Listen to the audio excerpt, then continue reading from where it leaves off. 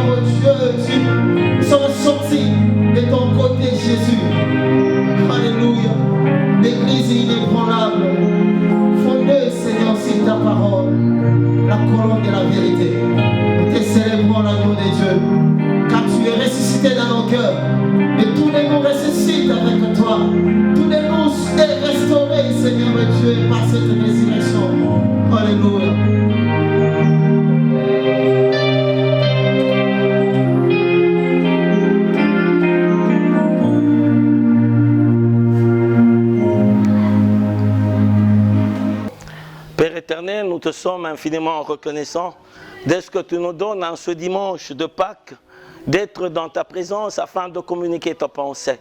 Laisse que, Seigneur éternel, ton peuple reçoive ta pensée.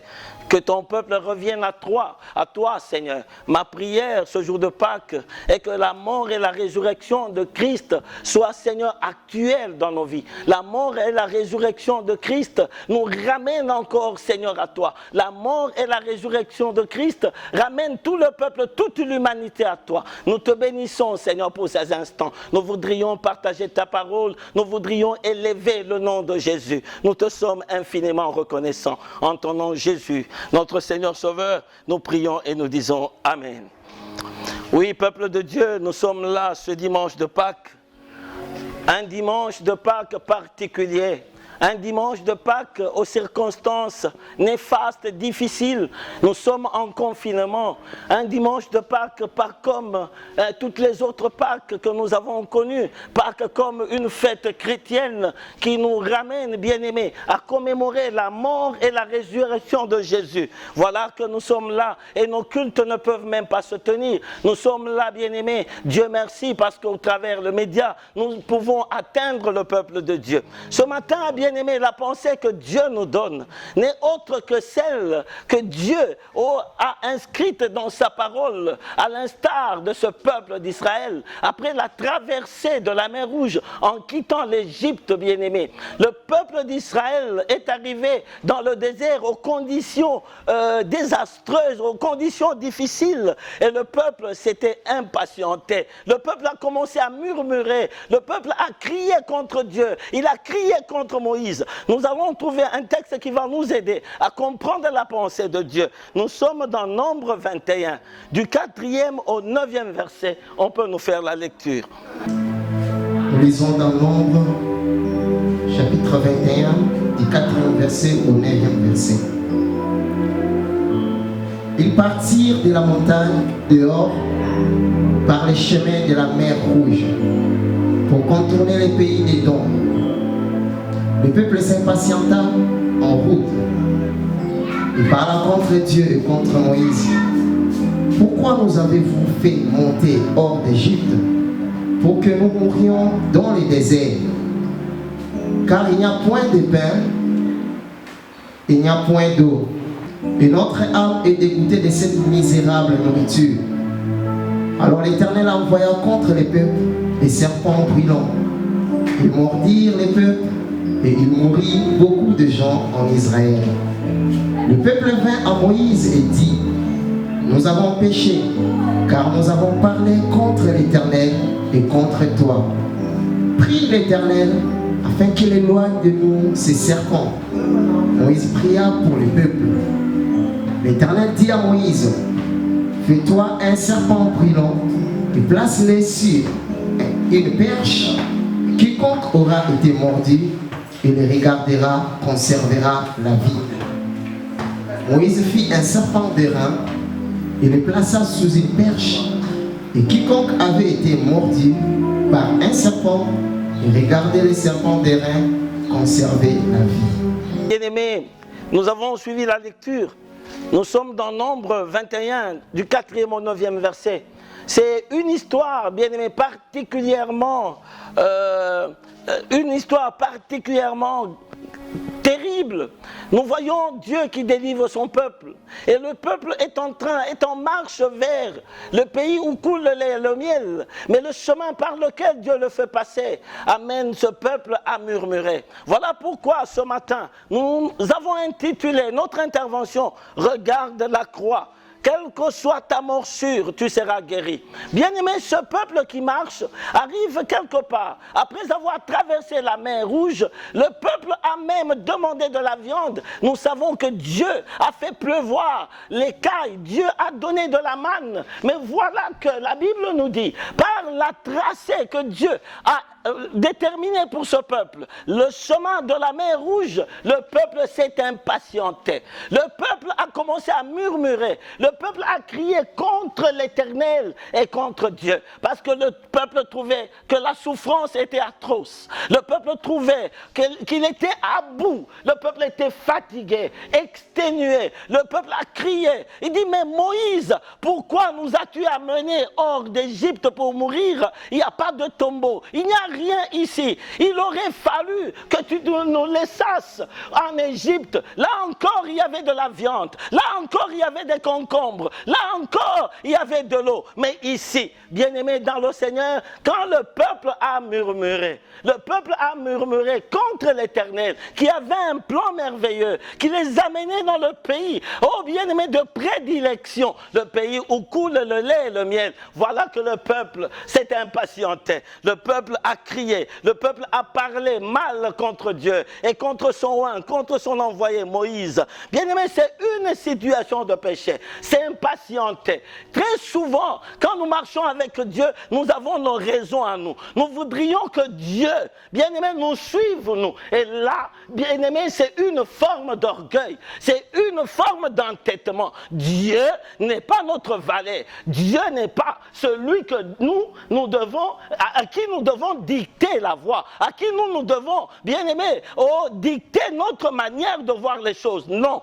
Dieu est maître, Dieu est créateur, Dieu est souverain. Voilà que le peuple qui ne comprenait pas ça s'est impatienté. Il a commencé à crier alors que la destinée c'était de les amener quelque part. Cette impatience, bien-aimé, a énervé Dieu. Cette impatience a mis Dieu en colère. Et la Bible dit, Dieu leur a envoyé des serpents brûlants. Dieu a envoyé à son peuple des serpents brûlants. Et ces serpents-là, à cause seulement de l'impatience, à cause simplement de murmures, laissez-moi dire, peuple de Dieu, toutes les fois que tu murmures, tu tombes dans le péché. Toutes les fois que tu veux dicter à Dieu, afin que Dieu te suive, toi, Dieu suive ta loi, tu tombes dans l'idolâtrie. Toutes les fois que tu te crois Dieu, toutes les fois que toi tu imposes ta pensée à Dieu, tu tombes dans le péché. Et c'était ça la situation d'Israël. Dieu leur a envoyé des serpents qui les a consumés. Et ma Bible me dit, plusieurs ont été mordus et sont tombés. C'est comme dans notre situation. Certes, la situation dans laquelle nous sommes, la situation de maladie, nous savons, bien aimé, c'est le diable. Nous savons que ce sont les artisans du diable. Nous savons ce virus vient de quelque part parce qu'il y a une volonté machiavélique, il y a une volonté de détruire. Mais je veux dire au peuple de Dieu, c'est Dieu qui laisse faire. Parce que la Bible me dit, dans Lamentation 3, verset 38, qui peut dire qu'une chose arrive? C'est de la volonté de Dieu que les maux et les biens viennent. Qui peut ordonner qu'une chose arrive? Bien que le peuple ait péché, bien que le peuple se soit détourné de Dieu, et Dieu leur a envoyé. Nous voyons dans notre situation actuelle, peuple de Dieu, cette calamité. Nous voyons cette maladie décimer les peuples entiers. Sans peur, je peux dire à l'Église, je peux dire au peuple de Dieu, c'est parce que nous avons murmuré, c'est parce que nous nous sommes détournés de Dieu, c'est parce que nous nous sommes écartés de la voie de Dieu. Si nous regardons, bien-aimés, toute notre façon de vivre aujourd'hui, nous sommes dans le péché. Et le péché ici, bien-aimé, nous amène la morsure de serpent. Le péché nous amène, bien-aimé, la mort. Et même dans nos églises aujourd'hui, nous avons abandonné Dieu. Nous avons de l'amour, de l'argent. Nous avons des relations contre nature. Et toutes ces choses se font même dans les églises. Il y a même ceux, bien-aimés dans le Seigneur, parmi nous, qui nous disons hommes de Dieu, serviteurs de Dieu. Nous vendons même le message. Nous aimons l'argent plus que la parole. Nous sommes prêts à sacrifier l'évangile à n'importe quel prix parce que, bien aimés, nous sommes idolâtres de l'argent. C'est vrai, dans une certaine mesure, nous ne voyons que les relations contre nature. Ça aussi, l'homosexualité, la bestialité, tout ce que nous vivons pendant ce temps, bien aimé, cela nous amène à cette calamité. Cela nous amène, bien aimé, à ce fléau. Cela nous amène, bien aimé, à ces morsures. Aujourd'hui, nous sommes en train de mourir. Certains diront, il n'y a que les païens qui vont mourir. Non. Si vous regardez dans cette histoire que nous avons lue, dans la marche du peuple, plusieurs sont tombés. Souvenez-vous, un jour, on a dit à Jésus, il y a 18 personnes sur qui la tour est tombée, la tour de Siloé. Il leur a dit, si vous aussi, vous ne vous convertissez pas, vous aurez la même situation. Bien-aimés, donc tout ce que nous vivons aujourd'hui doit nous rentrer à Dieu. Premièrement, l'Église. L'Église s'est détournée de la voie de Dieu. L'Église est allée très loin dans les choses même innommables, dans les choses qui ne doivent pas, bien aimé, se faire dans l'Église, a déjà été élevé. Quelque chose de particulier. Dieu a dit à Moïse, élève le serpent brûlant. Si nous lisons bien le texte, le premier texte de Nombre, il dit, élève le serpent brûlant. Et Moïse, qui savait de quoi il s'agissait? Moïse qui avait la sagesse de Dieu, qui avait la pensée de l'Éternel, il s'est fabriqué un serpent d'airain. L'airain, c'est un métal, c'est comme du cuivre rouge, ça donne le bronze. Et il a élevé ce serpent d'airain. Et la Bible dit, quiconque regardait ce serpent conserver la vie. Quelle que soit la morsure, peuple de Dieu, quiconque, regardez, ici je veux préciser quelque chose. On dit quiconque regardait. Je sais qu'en français, le verbe regarder, c'est un verbe, au même moment il est transitif et intransitif.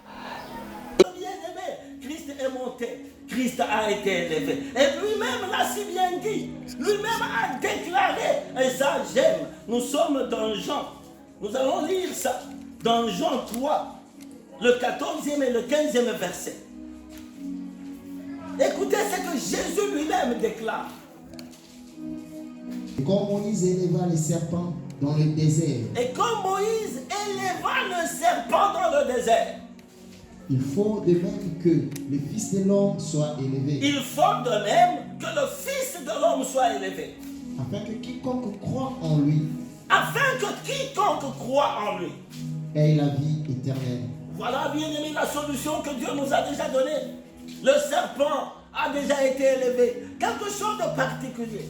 Dieu a dit à Moïse, élève le serpent brûlant. Si nous lisons bien le texte, le premier texte de Nombre, il dit, élève le serpent brûlant. Et Moïse, qui savait de quoi il s'agissait, Moïse qui avait la sagesse de Dieu, qui avait la pensée de l'Éternel, il s'est fabriqué un serpent d'airain.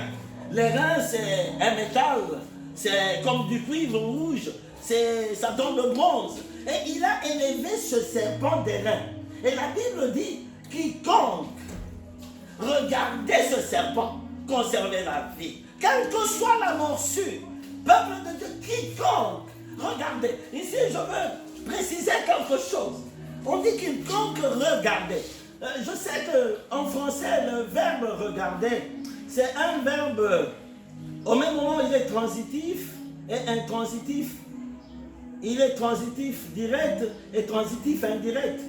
C'est-à-dire, il se conjugue avec un complément. Mais quand on lit la pensée des Écritures ici, ça veut dire quiconque regardera à. Ce n'est pas simplement regarder comme nous regardons la télévision. Ce n'est pas seulement regarder comme nous jetons le regard sur la route. Mais ici, la pensée, c'est regarder au serpent. Ça veut dire, bien aimé, être attentionné. Regardez la manière dont la perche est élevée. Regardez la manière dont le serpent a été placé. Et qu'est-ce que cela nous dit? Nous devons regarder à Jésus-Christ. Nous devons regarder à l'œuvre de la croix. En ce temps particulièrement difficile, la solution que Dieu nous donne, c'est de regarder à l'œuvre de la croix. Il ne faudrait pas regarder comme dans un film. Il ne faudrait pas regarder comme nous regardons n'importe quelle image. Ça veut dire simplement, quand nous regardons à l'œuvre de la croix, nous sommes attentionnés par ce que Jésus-Christ a accompli. Nous trouvons notre place. Nous nous disons, oh, c'est moi qui devais mourir. Il a porté mes péchés à moi. C'est moi qui suis pécheur.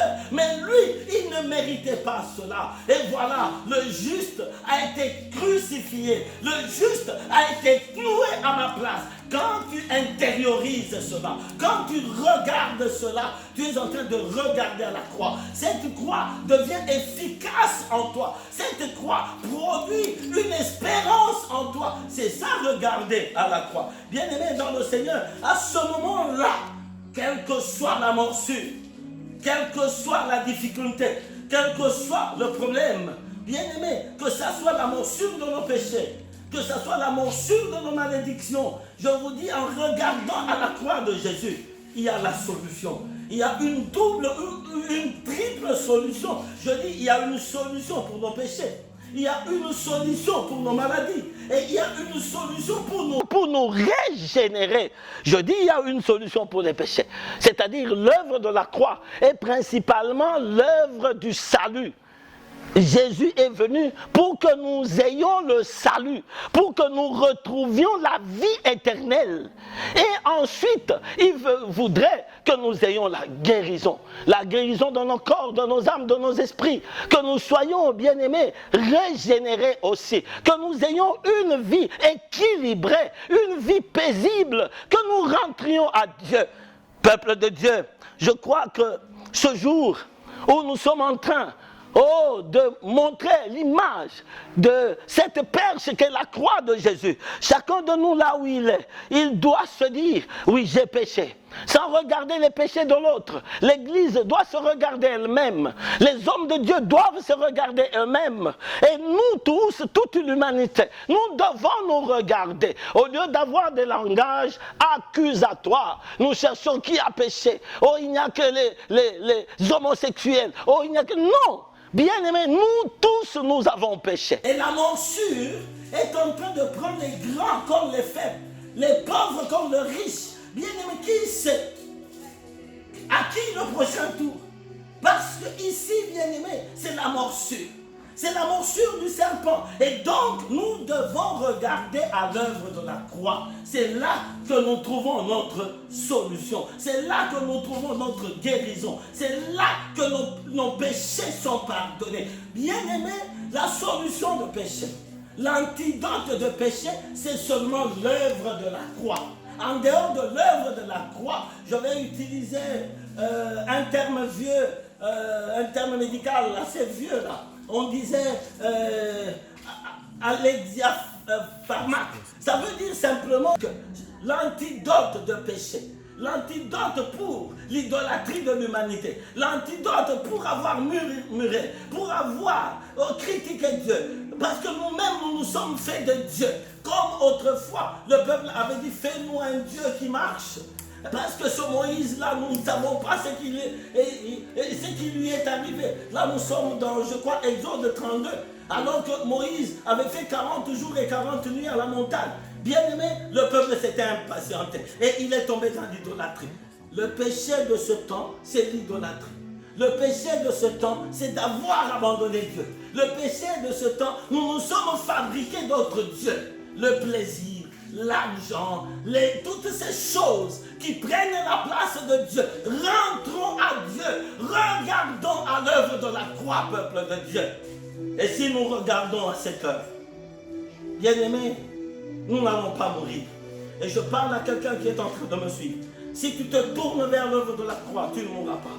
Si tu te tournes vers l'œuvre de la croix, ta vie sera régénérée. Si tu te tournes vers l'œuvre de la croix, bien aimé, tu seras guéri. Quelle que soit la morsure, quelle que soit la maladie, quel que soit le virus, quelle que soit la pandémie, bien aimé, si tu regardes à l'œuvre de la croix, tu intériorises l'image de la croix. Je voudrais terminer en appelant quelqu'un à la prière ensemble avec moi, en disant, je ne mourrai pas. Comme le psaume 118 au verset 17 nous dit, moi je ne mourrai pas, je vivrai, je raconterai les œuvres de l'Éternel. Toi qui me suis, c'est ma prière, dis seulement, je regarde à la croix de Jésus-Christ. Je ne mourrai pas, je vivrai, je raconterai les œuvres de l'Éternel. Parce que tu as une mission encore avec Dieu. Parce que Dieu a un plan encore avec toi. Parce que, bien aimé, tu marches vers ta destinée comme Israël. Déclare ensemble avec moi, je ne mourrai pas. Alléluia. Je vivrai. Alléluia. Parce que je regarde à l'œuvre de la croix, je raconterai les œuvres de l'Éternel. Peuple de Dieu, ne fût-ce que cette déclaration puissante en regardant le travail que Christ a accompli à la croix, en regardant ce juste qui a pris la place de nos pécheurs. Tu peux déclarer, quelle que soit la situation dans laquelle tu te trouves, quelle que soit l'atrocité de la maladie, quel que soit ce que tu ressens, peut-être même tu vis des choses honteuses que tu n'as jamais partagées avec quelqu'un. Peut-être même tu sais ce que tu as pratiqué dans le passé. Il y a l'ombre de la mort qui te pourchasse. Je voudrais que tu dises, je me tourne vers la croix et je vivrai. Je me tourne vers la croix de Christ et je raconterai les œuvres de mon Dieu. Gloire à Jésus. Merci Père. Je suis en train de te rendre grâce pour ce peuple que tu ramènes à toi.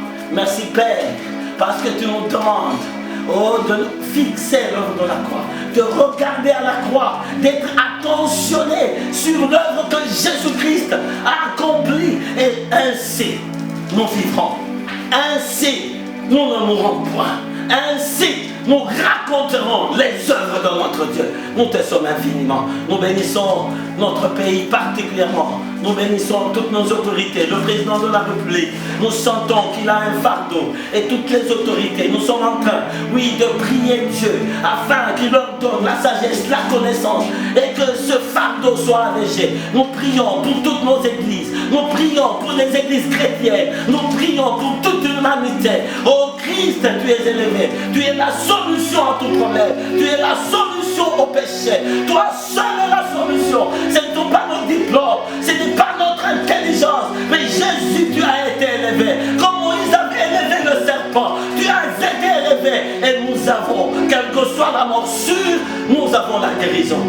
Gloire te soit donnée au nom de Jésus-Christ pour l'éternité. Nous prions et nous disons Amen. Gloire à ton Seigneur. J'ai décidé de ne plus reculer. Je suis venu déclarer le passé, en rire. Les choses ont changé. J'ai donné ma vie à Christ.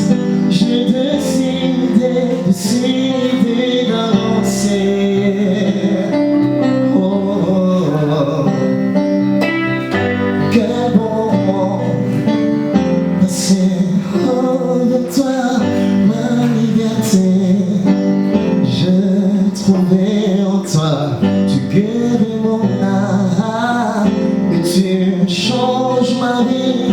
Yeah, yeah, yeah, oh, yeah, yeah, yeah. Come on, sing.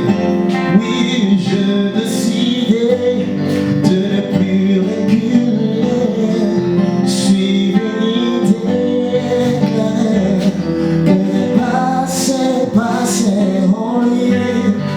Les choses ont changé, je donnais ma vie à Christ. Je décidé d'avancer, d'avancer.